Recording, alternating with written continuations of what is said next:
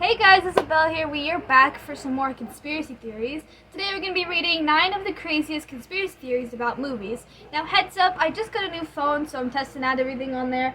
Also, some of these are some of these I've read before, but there's a couple of extra ones, and maybe these ones will provide a little bit more than the others, so I'm sorry if I've already read them, but without further ado, let's just get right into it. We've all heard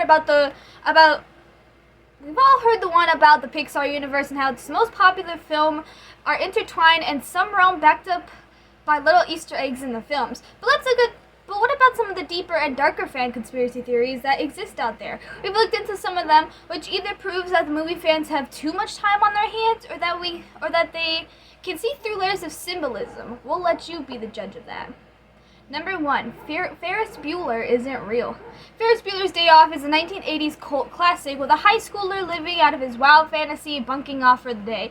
He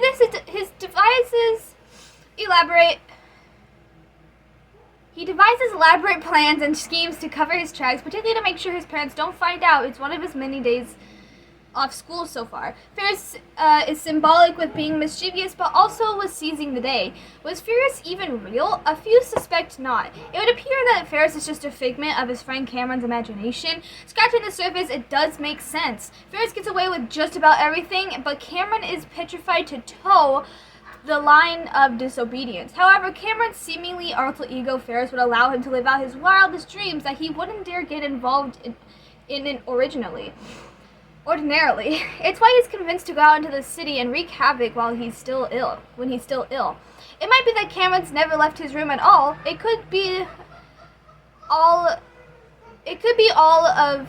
it was part of his imagination. Maybe Cameron was really sick all along, and his best friend singing Twist and Shout on the float in Chicago occurred in his mind as he slept off his fever. I am so sweaty. Also, I'm so sorry. Number 2, Frozen has a dark inspiration. It's fairly insane twist of fate. It's been suggested that Disney's mammoth success Frozen is inspired by Stephen King's The Shining. It's far-fetched, but it might just work. The Overlook Hotel of Arendelle is set in a mountain landscape. Elsa represents Jack as a menacing character who puts her loved ones in danger. They both become more and more difficult due to their isolation in the cold landscape. Anna mimics Danny as an innocent bystander who spends long periods of times in the hallway, like when Anna was asking Elsa if she wanted to build a snowman.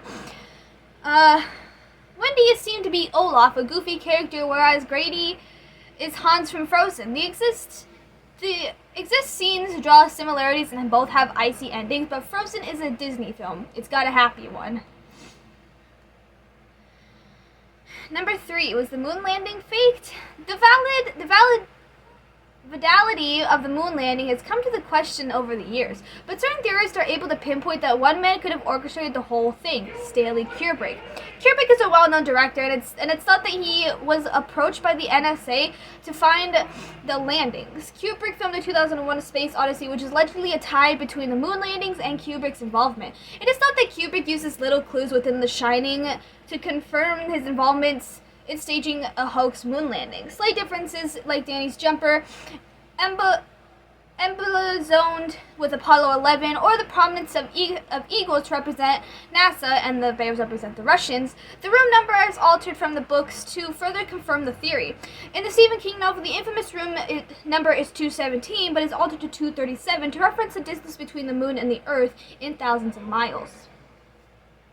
I would have my fan pointed towards me, but I guess this picks up more noise, more background sound, so I don't want it to disrupt what I'm reading. So, what am I on? Number 5, 4.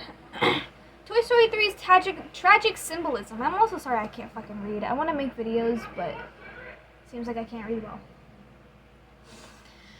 Plenty of times over the years, Disney films have been linked to darker meanings. Post-apocalyptic worlds, death, and tragedy are prominent with these theories. Perhaps the darkest of them all is a theory of the third installment of the Toy Story franchise. Toy Story 3 is meant to portray the Holocaust. This is seen, though, the abandonment of the toys at the daycare center that they aren't accustomed to the trip there, as well as Buzz's idea of hiding in the attic, a reference to Anne Frank. The abuse of toys of the toys at the hands of toddlers and the furnace scene to tie up this sad reference. Number 5? 2, 3, 4. Yeah, 5. Did Sandy drown? Theories suggest that the ever popular Grease, the coming of the age musical that seems the Virginia Sandy becoming a woman, is another one of those that didn't exist. It would appear that the entire Grease is actually all imagined by Sandy when she's in a coma. During the track of Summer Nights, Danny quips that he had saved Sandy's life when she nearly drowned. It is thought that it was much more serious than that, and she ended up in a coma. While in a coma, Sandy dreams up the amazing year in Rydell High as her brain starved of oxygen. As time continues to pass, things become a bit more outlandish, like the iconic "Tell Me About It" stunt scene, as Sandy drifts off to her death. At the end of the film, Sandy and Danny drive off into the sunset, only the car begins to float into the sky. A little strange, isn't it? The car ride taking Sandy into heaven as she dies. I'm sweaty. I'm so sorry. It's supposed to be all 90 degrees all week. Next one. I forget which number. Peter Pan is the angel of death. Peter Pan's eternal youth is believed to be down to the fact that he's actually an angel. That means, however, that the darling children are dead. Peter takes their heads to lead them to Neverland, which is actually heaven as they've passed away. Even more sinister, Peter is meant to kill off lost boys that as they grow up to become adults. Hook and Co. escapes from his fate becoming pirates, allegedly. It has been suggested that Peter Pan and his ability to never grow up old is linked to a personal tragedy in Arthur J.M. Barry's life. When Barry was 6 years old, his older brother David died on the cusp of his 14th birthday in an ice skating accident. Barry and his mother were devastated by the loss, but his mother Margaret took comfort in the fact that her child would remain a boy forever, quite like Peter Pan. That's depressing.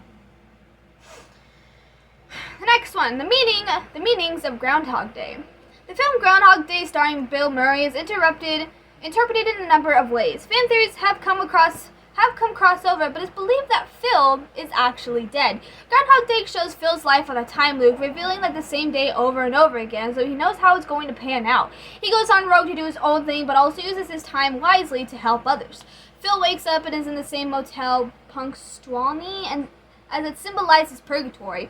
Phil meets the devil in the form of a former school friend, Ned Ryerson. The salesman is trying to get Phil to sign up for life insurance, or so it seems. His plan is to get Phil to sign over his soul so he can spend the rest of his days in hell. Reliving the same day over and over again takes a toll on Phil, who attempted suicide, but he continues in the time loop because he's already dead. Number 8.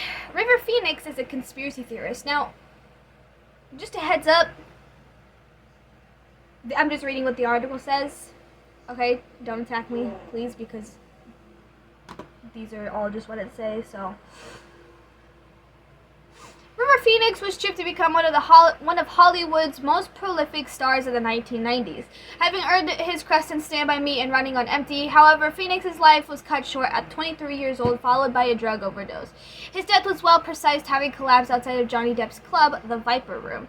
As the case as young stars destined for greatness burn at a young age, questions are raised regarding the death and its circumstances.